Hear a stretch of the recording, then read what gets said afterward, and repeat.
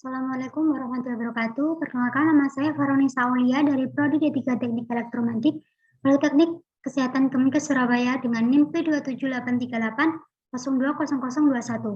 Di sini saya akan menjelaskan tentang materi InfusPam. Oke, langsung saja.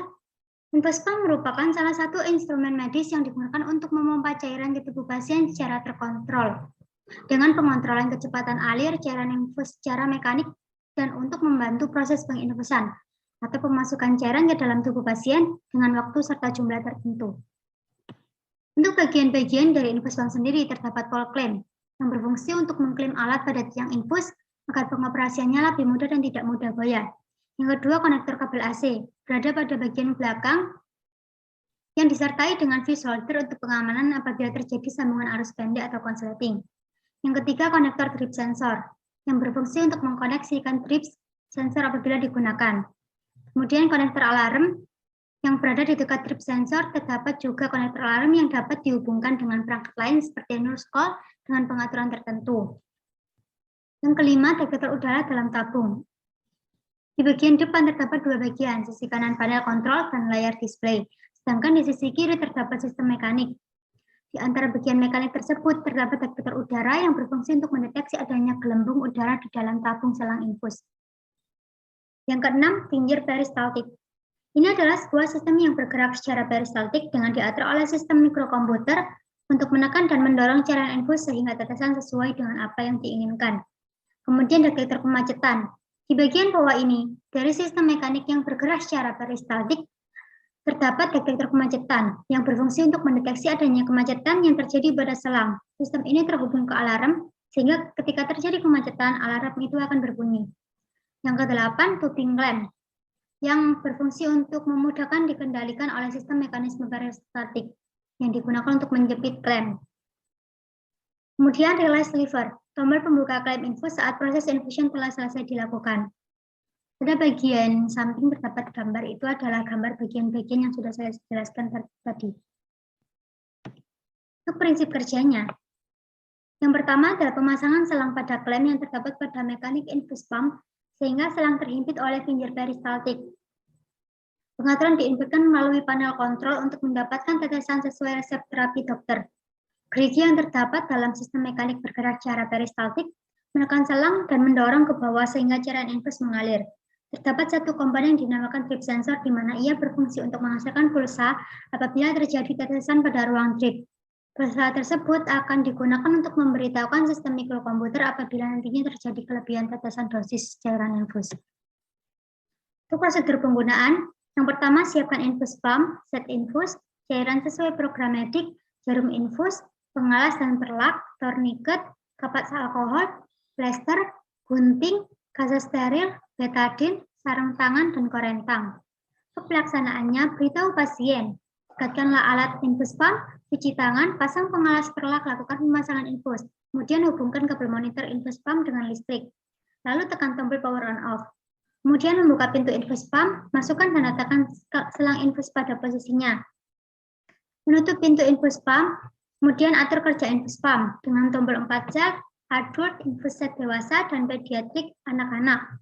Kemudian tombol set ada volume limit yang berfungsi untuk memasukkan jumlah cairan dengan rata-rata 1 per mili, jumlah tetesan dalam 1 cc melalui selang infus. Kemudian pasang drop sensor dan tekan panel start. Sistem alarm indikator pada InfusPam terdapat mouth drop yang berfungsi untuk mendeteksi tetesan di luar aturan. 4 set error untuk mendeteksi kesalahan infus set. Air inline untuk berfungsi mendeteksi ada udara dalam selang infus. Occlusion berfungsi untuk mendeteksi adanya penyumbatan. No drop berfungsi untuk mendeteksi tidak adanya penetesan. IFCOM berfungsi untuk mendeteksi adanya pemberian yang kurang atau yang cukup. Low bed adalah pendeteksi untuk baterai lemah. Kemudian prosedur kerja InfusPam sama seperti tadi. Yang pertama beritahu pasien, dekatkanlah alat cuci tangan, pasang pengalas perlak, lakukan pemasangan infus.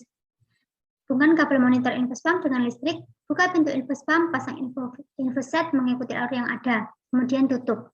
Pasang trip sensor, lanjutkan dengan membuka roll clamp di infus set. Hidupkan pam dengan menekan tombol on off. Lalu di sini ditambahi muncul pilihan tunning select pilih yes. Display akan menunjukkan 000,0 mili per hour. Operasionalkan pam dapat dilakukan dengan 2 cara. Yang pertama yaitu ketik angka untuk memasukkan kecepatan dalam mili per jam. Tekan tombol start atau stop untuk memulainya. Pump running ditandai dengan lampu indikator warna hijau. Yang cara kedua, tekan tombol volt, tekan tombol C untuk membersihkan data yang lama. Lalu masukkan cairan yang akan diberikan, akhiri dengan menekan tombol volt, tekan tombol time untuk memasukkan waktu. Untuk spesifikasinya, di sini saya menggunakan produk infus pump dengan merek Darumo, dengan tipe infus pump TE172, dengan dimensi 130, dikali 180, dikali 136 mm. Untuk beratnya 2,3 kg. Untuk spesifikasi produknya, kalian bisa baca pada bawah detailnya. Nah, pada infus pump ini, infus pump itu terdapat pada ruang IGD. Apa sih ruang IGD itu? Nah, ruang IGD adalah salah satu bagian dalam sebuah rumah sakit yang menyediakan penanganan awal bagi pasien yang menderita sakit dan cedera. Instalasi ini berfungsi memberikan pelayanan medis yang sifatnya gawat dan darurat selama 24 jam sehari, 7 hari seminggu. Pasien dengan penyakit akut yang masuk ke IGD dikategorikan menjadi kasus gawat dan darurat. Gawat tapi tidak darurat, darurat tapi tidak gawat dan tidak darurat. Nah, di sini gawat adalah yang berkenaan dengan suatu penyakit atau kondisi lainnya yang mengancam jiwa. Dan darurat adalah keadaan yang terjadi tiba-tiba dan diperkirakan sebelumnya. Suatu kecelakaan, kebutuhan yang segera atau mendesak. Untuk tata letak dan persyaratan ruang IGD, yang pertama mudah dicapai dan mudah dimengerti oleh masyarakat umum untuk tanda-tanda ruang IGD. Yang kedua, area IGD harus memiliki pintu masuk kendaraan yang berbeda dengan ruang-ruang lain, contohnya dengan instalasi rawat jalan atau poliklinik. Yang ketiga, untuk tapak rumah sakit yang berbentuk memanjang, mengikuti panjang jalan raya masuk, karena IGD harus terletak pada pintu masuk yang pertama kali ditemui oleh pengguna kendaraan. Yang keempat, untuk bangunan rumah sakit yang berbentuk bertingkat banyak, yang memiliki ataupun tidak memiliki lantai bawah, maka peletakan IGD harus berada pada lantai-lantai dasar. Pada lantai-lantai dasar atau area yang memiliki akses langsung, yang kemudian disarankan pada area untuk menurun atau menaikkan pasien, memiliki sistem sirkulasi yang memungkinkan ambulan bergerak satu arah. Secara fungsional, mempunyai hubungan langsung dengan unit ICU, laboratorium, diagnostik, dan kamar bedah, serta kemudian akses dengan unit rawat inap. Untuk instalasi listriknya, ruang elektrikal pada bangunan ruang gawat darurat termasuk kelompok 1 untuk ruang triase, observasi dan tindakan, sedangkan pada ruang resusitasi termasuk dalam kelompok 2 dengan luminaire dan perlengkapan listrik medik.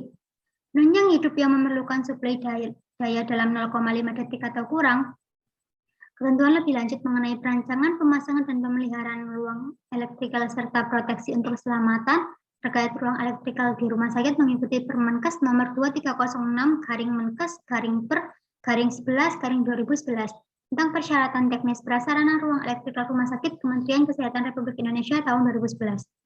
Untuk instalasi air bersih ruang IGD, sistem air bersih harus direncanakan dan dipasang sesuai kebutuhan dan distribusi air rumah sakit.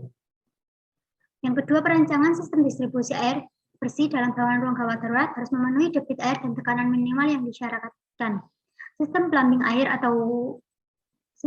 air bersih atau minum dan air buangan atau kotor mengikuti persyaratan teknis sesuai SNI 036481/2000 atau edisi terbaru Sistem Plumbing 2000.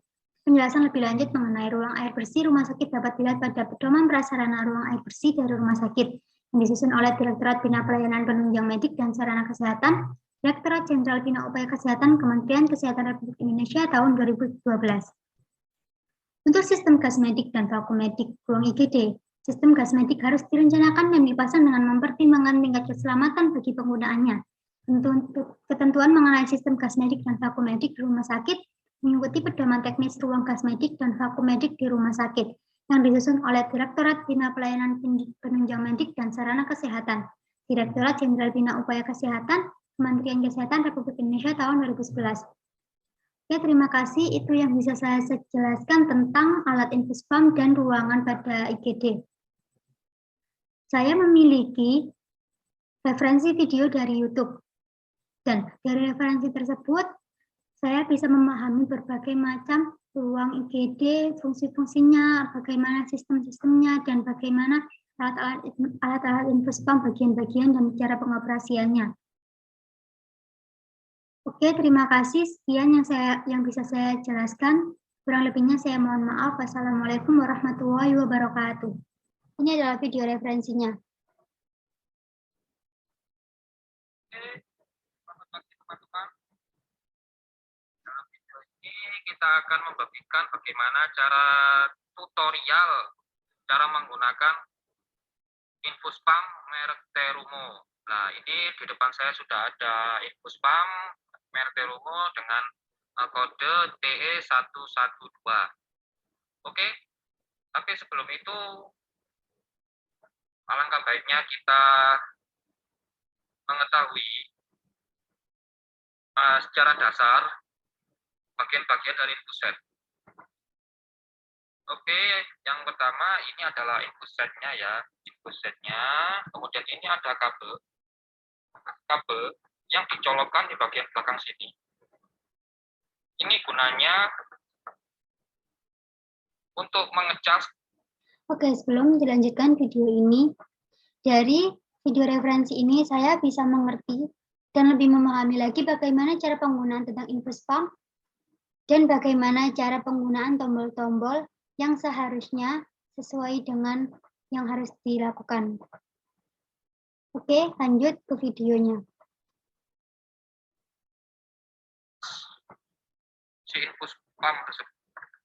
Nah, kemudian ini ada seperti bandul. Ini namanya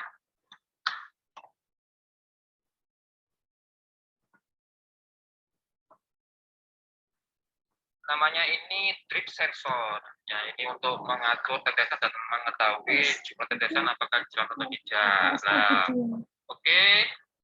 Terus kemudian ini ada pintu. Ada pintu.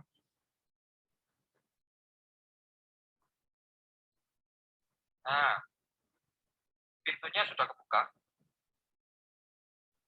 Ini ada pintu, ini ada bagian-bagiannya. Nanti kita akan tutorialkan cara memasangnya. Seperti ini ada tingkatan. Kemudian ini ada tombol-tombol power, punch, stop and silent atau start. Kemudian ini tombol select dan ini jumlah fill clear, dan ini ada indikator-indikator untuk mengatur tetesan. Kemudian ini ada indikator juga. Ini ada air atau udara. Kemudian occlusion atau biasanya itu tahanan atau sumbatan. Flow error, ini tentunya error pada jalannya air. Kemudian ini empty, berarti ini indikator untuk infusnya sudah habis. Kemudian ini door, atau jika ini akan hidup ketika pintu dari ini terbuka. Kan completion. Ini indikator ketika target kita sudah selesai. Oke, langsung saja kita nyalakan.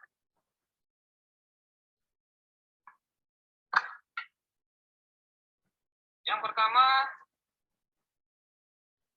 kita siapkan ini infus, kemudian infus set. Oke, kita pasangkan dulu ke infus pumpnya. Oke, ini sudah kepasang ya, ini sudah kepasang.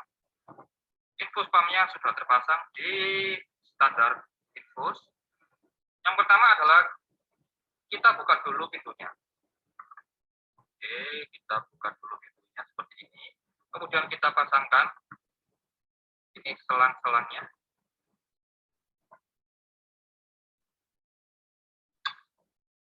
Kita pasangkan selang-selangnya seperti ini. Kelihatan? Seperti ini. Yang rapat, jangan sampai ada yang longgar-longgar. Kemudian kita tutup lagi.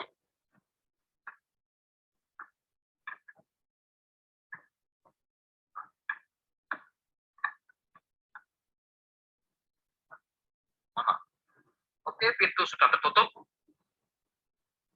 Dan jangan lupa kita pasang ini. Namanya ini drip sensor. Nah, ini dipasang di sini.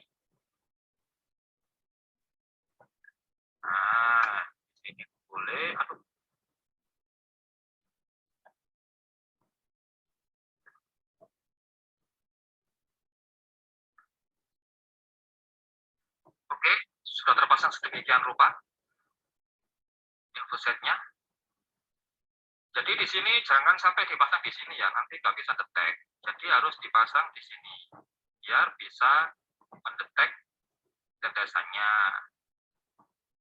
Oke, langkah selanjutnya adalah kita menghidupkan infus pumpnya. Jadi cara menghidupkan adalah, ini saya sudah colokkan. Sebenarnya nggak perlu dicolokkan, nggak masalah karena ini ada baterainya. Tapi saya colokkan saja, nggak apa-apa. Ini kita tekan tombol power.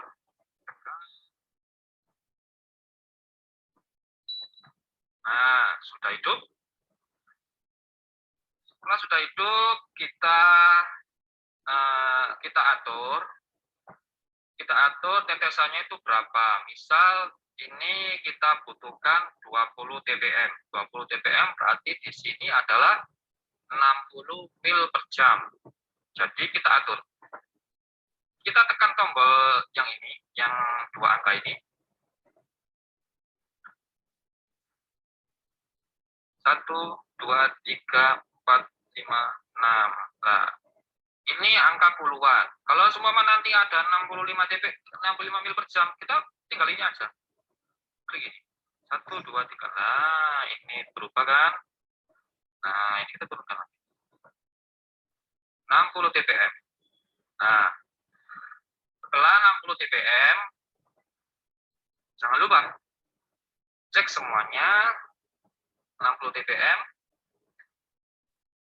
Dan ini biasanya teman-teman itu tertinggal, yaitu buka klem dari infosetnya. Kalau nggak dibuka, nanti akan indikatornya akan berbunyi. Oke, setelah itu langsung kita klik stop atau start. Klik start. Oke, kalau sudah nyala indikator warna hijau, berarti sudah jalan. Oke lah, biar ini gimana cara mengetahui cek jalan atau tidak? Kita mengecek di sini. Nah, tetesannya di sini. Nah, lihat kan ya, tetesannya jalan. Apabila ada indikator berbunyi salah satu, kita contohkan ya, mungkin begini. Kita matikan.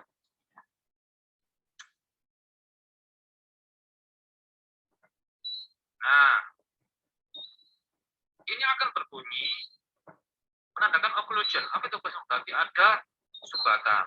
Nah, jadi ini kita sumbat. Biasanya ini sumbatan di area IV gate-nya pasien. Cara mengatasinya, ini kan saya sumbat di sini. Apabila nanti sumbat di pasien, segera perbaiki di sumbatan pasiennya.